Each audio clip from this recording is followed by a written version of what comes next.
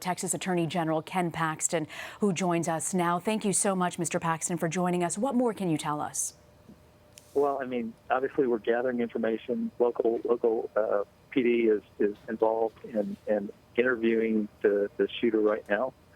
And so there's a lot of information being gathered that we don't know. The public's not going to know. I'm not even going to know yet because I'm not in the room. But that's obviously a critical interview and will hopefully provide the information that we often don't get, because in most cases it seems like these shooters either take their own life or their life is taken by a police officer or somebody else that has a weapon. Was there any intel? Did police know that something like this could be coming? So far, I don't think so. But that's obviously something that they're going to know more about after the interview, hopefully. Mm-hmm. And again, that's a valuable piece of information to be able to interview the shooter. That's just something we just don't have that opportunity. Of course. And can you confirm any fatalities? The number is moving, and so I don't want to say a number because that number could change at any moment. Obviously, there are people in the hospital that are being treated. Uh-huh. And so it's hard to pin down a number because we don't know the status of every person. At this hour, sir, how many would you say are dead?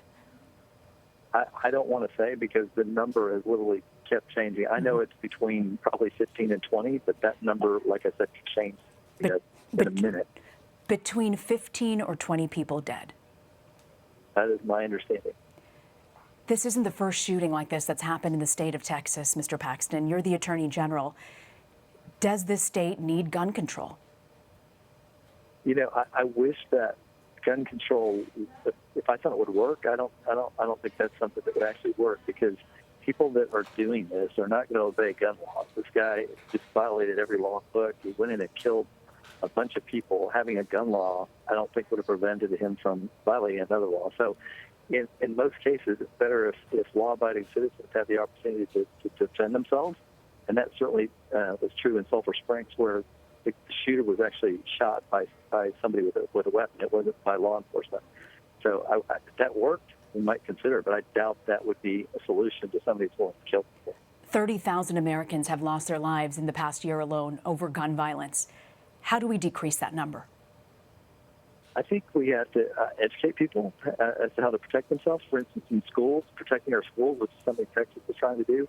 And I think that I actually think it's a good idea for people to be aware and also be able to defend themselves, because oftentimes law enforcement can't be there in time. And so if people have the ability to defend themselves, then there's less likelihood of a large number of people being killed. If it is determined that this was somehow a particular group of people who were targeted, or race or ethnicity, what would you say needs to be done to protect those people? Well, I mean, obviously that's horrible. That any kind of shooting is horrible for whatever crazy reason this guy had. That there's really no good reason for the gunning down of innocent people. But how do you protect those people, Attorney General? I just the way I said, I think you have to have a state in cases like schools, finding ways to provide more safety, whether that's through a law enforcement person at the school, providing more deterrence to getting in. But in cases where it's out at a shopping center, I think you have to educate the public that they have to be aware and they have to be potentially ready to defend themselves, and if not defend themselves, find a way to be aware and escape. And in the state of Texas, if you have Texas citizens who just don't feel safe because they may feel that they're targeted, what's your advice to them today? Again, I think it's being ready to defend yourself. I mean, we have laws in the state that allow people to carry, and if there's a crazy shooter like this who is willing to gun down people, there's no way that law enforcement can be everywhere at every moment to protect everybody. So the best way is to be prepared to defend yourself. And as far as it comes to mental health, what needs to be done to provide more mental health to folks around this country?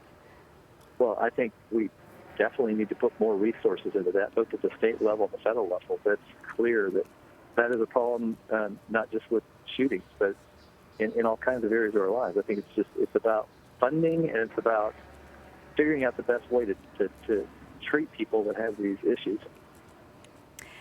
And right now, I want to know, what is your biggest concern? As you know, police say this area has been secured, that they believe it is in control, that there's no imminent threat right now. What is your biggest concern for the state of Texas right now? I can tell you my biggest concern is for the families, and that's why I have a person already down there. We have a crime victims assistance fund that will help these people with, counseling, with medical issues, with lodging. And so I already have somebody down there. I'll have somebody else down there tomorrow, and we're going to be available to help these people in the best way that we can after such a horrible tragedy.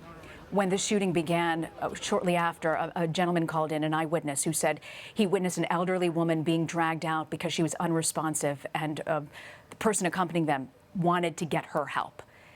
There is word that a 4-month-old baby could potentially be among the injured. What do you say when you hear about situations like this and the injured who were just in the wrong place at the wrong time? Look, it breaks my heart because obviously we all would be devastated if we had family members that were in that situation. And so we can definitely feel the pain of the people that have lost loved ones and friends. And it's I don't know, it's devastating. It's painful. Mm-hmm. I want to thank you very much, Texas Attorney General Ken Paxton, for joining us. Thanks for having me on, and just keep us in your prayers. Thank you. We certainly will. We certainly will. Thank you very much, Mr. Paxton.